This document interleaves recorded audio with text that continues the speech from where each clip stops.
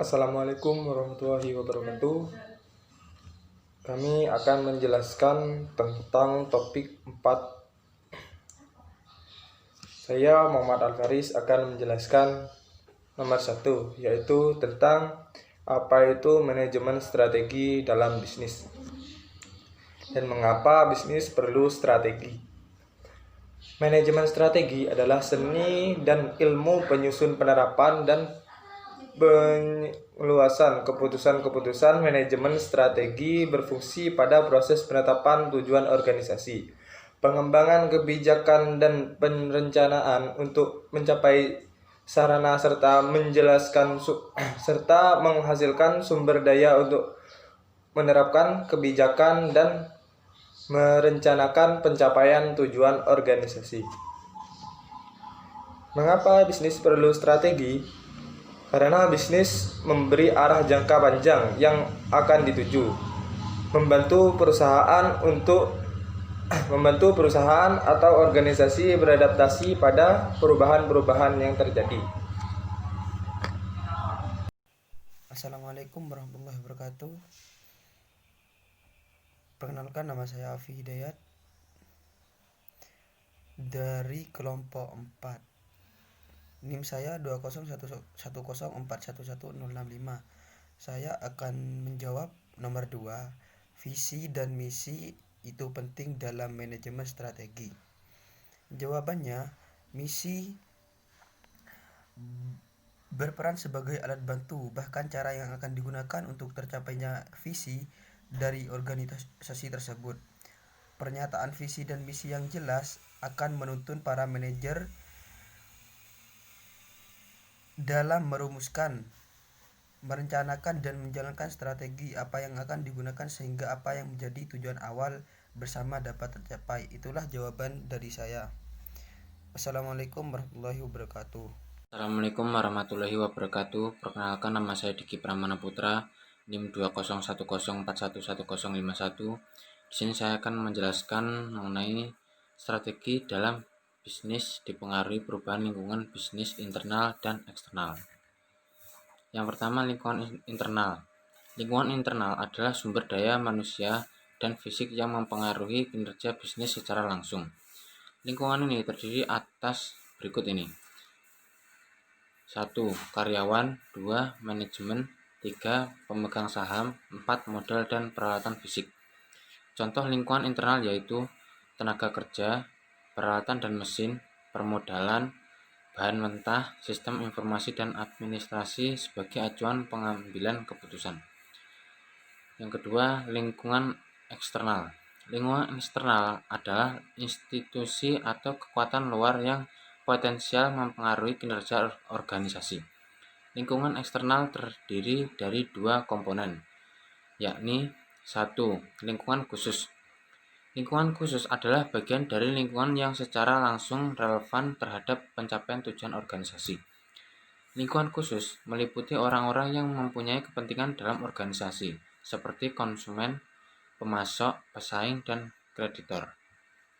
Yang kedua, lingkungan umum. Lingkungan umum meliputi berbagai faktor, antara lain kondisi ekonomi, politik dan hukum, sosial budaya, dan demografi, teknologi, dan kondisi global yang mungkin mempengaruhi organisasi.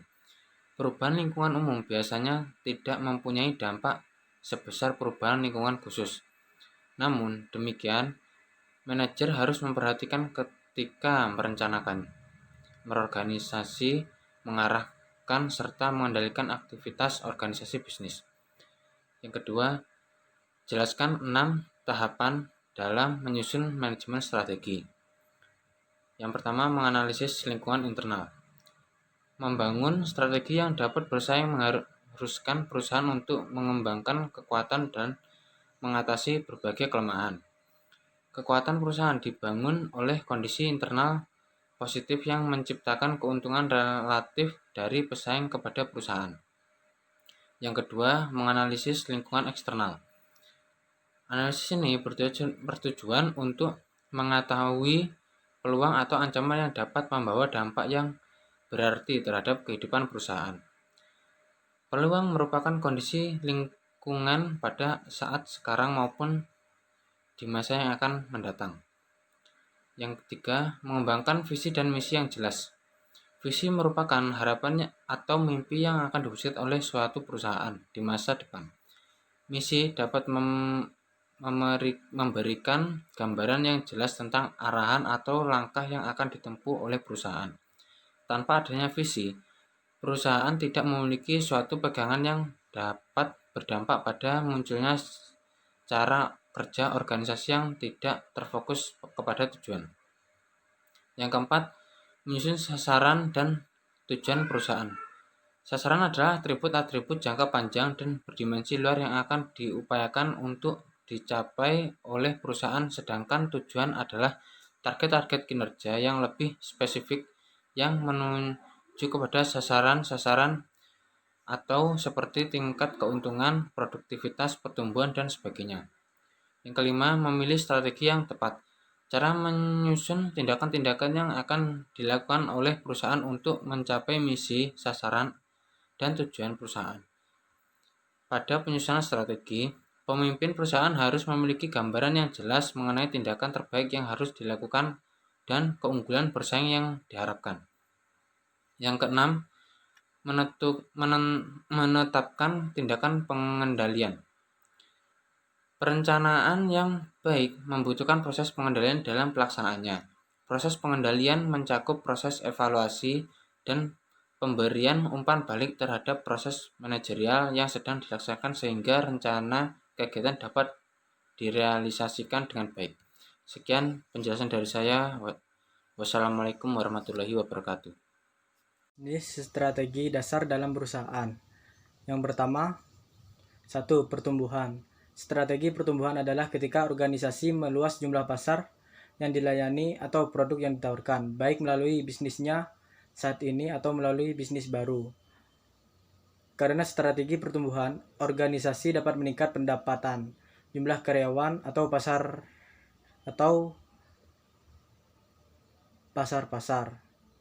Organisasi tumbuh dengan menggunakan konsentrasi, integrasi vertikal, integrasi horizontal, atau diversifikasi.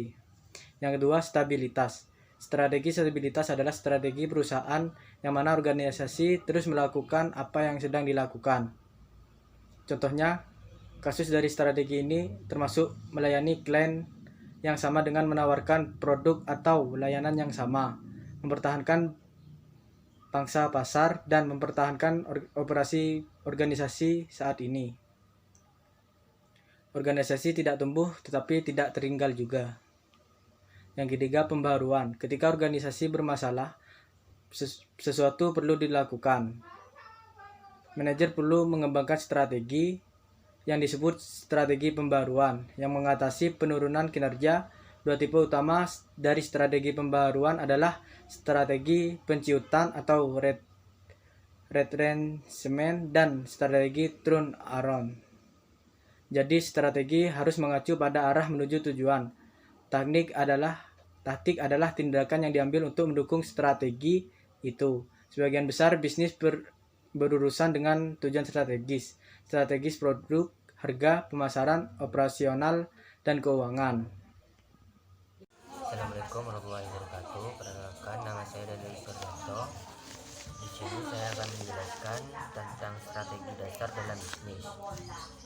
Analisa SWOT umumnya merupakan teknik atau metode perencanaan strategi yang bertujuan untuk mengevaluasi kekuatan, kelemahan, peluang, dan ancaman sebuah perusahaan dalam suatu proyek atau bisnis. Analisa BCG adalah salah satu matriks strategik dalam bisnis yang dikeluarkan oleh Boston Consulting Group dengan menitik beratkan pendekatan bisnis lewat dua parameter utama, yaitu perbandingan antara market growth dengan market share. Metrik BCG menganggap perbandingan dua parameter tersebut bisa menjadi dasar pembuatan strategi bisnis bagi suatu perusahaan. Analisa value chain adalah proses di mana sebuah perusahaan mengidentifikasi kegiatan utama dan bantuan yang menambah nilai produk. kemudian menganalisisnya untuk mengurangi biaya atau peningkatan diferensi. Whole chain analysis merupakan strategi yang digunakan untuk menganalisis kegiatan internal perusahaan.